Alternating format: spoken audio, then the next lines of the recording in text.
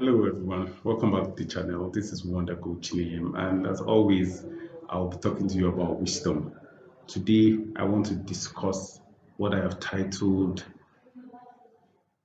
Competing for Mastery. Yes, competing for mastery. But let me lay a foundation.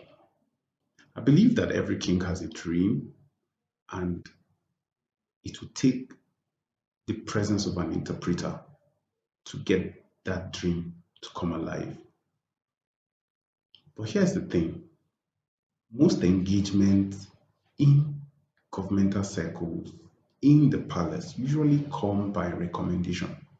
That is to say, there will be someone that you have served very well that probably knows the king or knows someone in government that when a day comes for the need, and there is a need for an interpreter, you would be recommended.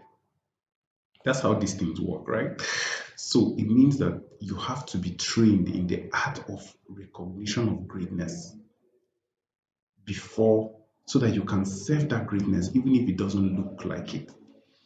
Think of Joseph in prison, then the king's butlers come in, and you know he recognizes them and goes to serve them, and God grants him favor that one night both of them have a dream and he begins to interpret it. Now, it didn't happen immediately, but Joseph couldn't have gone into service of Pharaoh if he had never met the butler. That's the way these things work. I'm saying all of this to say that I intend to begin a masterclass for every intending interpreter. You feel the sense of calling to work in government, or you're currently working in leadership circles that requires you to work closely with the CEO, with the MD to such an extent that you can be his representative. You need to be trained in the art because people do not recognize that there is what is called competing for mastery. It was Apostle Paul writing to Timothy and saying that if anyone competes for masteries, the person needs to compete lawfully. Let me tell you a story to buttress this point. In 2013, I was serving a general, okay, who was a colonel at the time. And one day he calls me to his office and hands me a, a typewritten note and asks me to read and give him my take. And I began to read. It was the story of a young man who was shot dead. So the story was titled Murder or Suicide. You know, and I thought about it. I said, why is it murder or suicide? So I began to read and I saw that actually the guy was an unruly child and he was always getting into trouble and his dad was having none of it.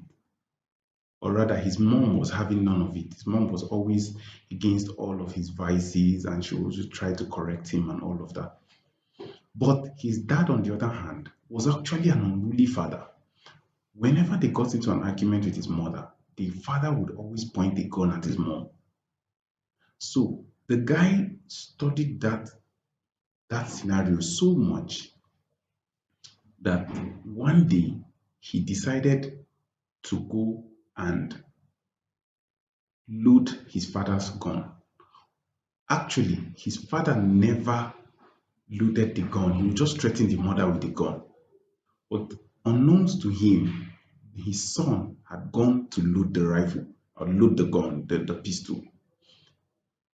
On this very serious day, the father and mother were um, quarreling as usual. And the father pointed the gun at the mom and pulled the trigger. The mom, just the mom was like calling his bluff. So it's like, okay, you think I can't do it? Like, he wanted to threaten her, so he just pointed the gun at the window and pulled the trigger, and it released.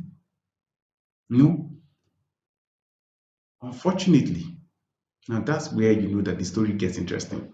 This boy had gotten so disillusioned with life, and because the father was not killing the mother so he could have his way with him, so that he could finally get to do what he needed to do to confuse his dad to give him his funds.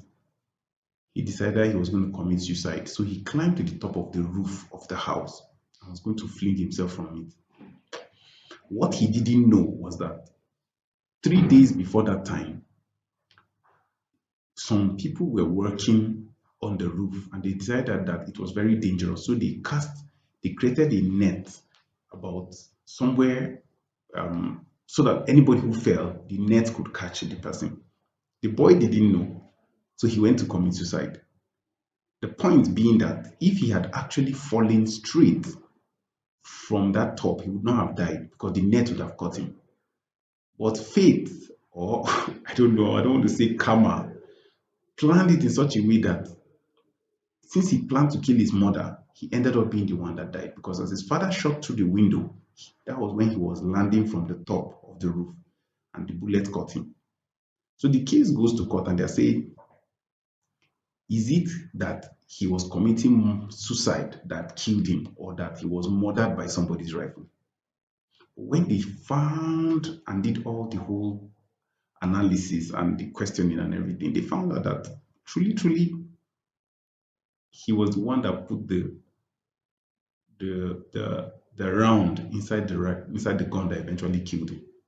So the bullet he intended to kill his mother was what killed him, and they dismissed the case as as suicide.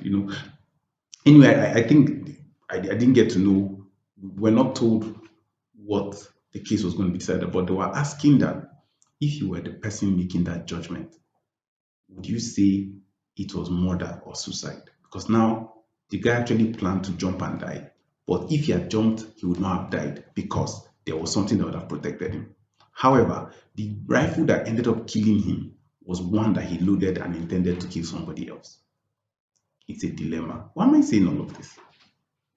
The foundation of God's throne is on righteousness and justice, and God requires that kings and rulers will be right and just. Cutting corners will never cut it. If you are going to compete in a 100-meter race, it doesn't matter if you came first. If you cross lanes, you will be disqualified. If you made a false start, you'll be disqualified. That's why they said, if any man competes for masteries, he has to compete lawfully. There's such a thing called lawful competition. You want to get to the top of your career, but there's a path. There's a path to chart that course in God that is legal and lawful. You don't you don't push people under the bus because you want to rise. That's unlawful competing for masteries. We've heard the story of a lady who scored the tops in the joint university matriculation exams, but she cheated her way. She did not compete for that mastery lawfully. Eventually, she was stripped. How many times have we seen people who ran in the Olympics? Eventually, 2 years later, they say, they were found doping, and then they strip them of their gold medal, disgrace them. Because if you are competing for masteries, you have to compete lawfully. You have to compete lawfully. And competing lawfully sometimes would mean that you must become like Apostle Paul. He says, because I learned to abase and to abound, I got to know that there were things that were lawful, but things that were not expedient. That means you can go from knowing that, yes, this thing is permitted, to becoming a person that judges things based on expediency. It is lawful, but it's not expedient. Expedient means necessary. So everybody's eating, but you're not hungry. It's okay to eat, but should you be eating when you have just eaten? So a, a right judgment will bring you to the point where you understand that something can be lawful, but not expedient. That's why the Bible says that the foundation of God's throne is righteousness and justice. You must compete masterfully. To rise to the top, you must learn the ropes. Don't cut corners. Let me give you an example. Joseph, according to what I heard from Dr. Mike Murdoch, describing how Joseph was the historical writer, Jewish writer, would say that Joseph was a masterpiece. His body was a masterpiece. And Potiphar's wife would often call her friends and have him stripped naked and would just be looking at his body. You know, it was like a specimen. And then the day Potiphar's wife came at him, of course, she had the powers to promote him. That thing he was looking for, she could have given him. Or was it going to be lawful? No, it wasn't. So he refused it and it took him a longer time. But he eventually came to it. If any man competes for mastery, he has to compete lawfully.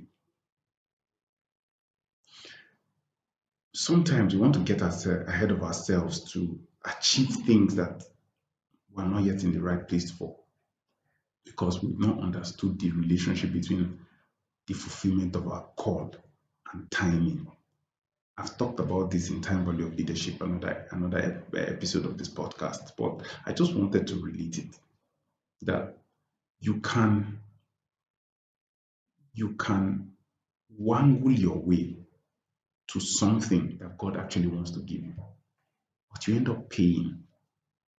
Jacob was always going to be the person that got the blessing, but he didn't get it lawfully. He cheated his way, and that's why he suffered. That suffering took him to Laban's house, took him through 14 years of pain and many more years of pain. Because if any man competes for masteries, he has to compete lawfully. Think about it. Think about it. Think critically. What's one place that you know God is giving you this land, but you're trying to get it through unscrupulous means? It's time to retrace your step. You have to be like a one dog owner. Kill yourself to serve the person that God has assigned you to. And don't throw them under the bus. And God will bless you. Thank you for listening. See you in the next one.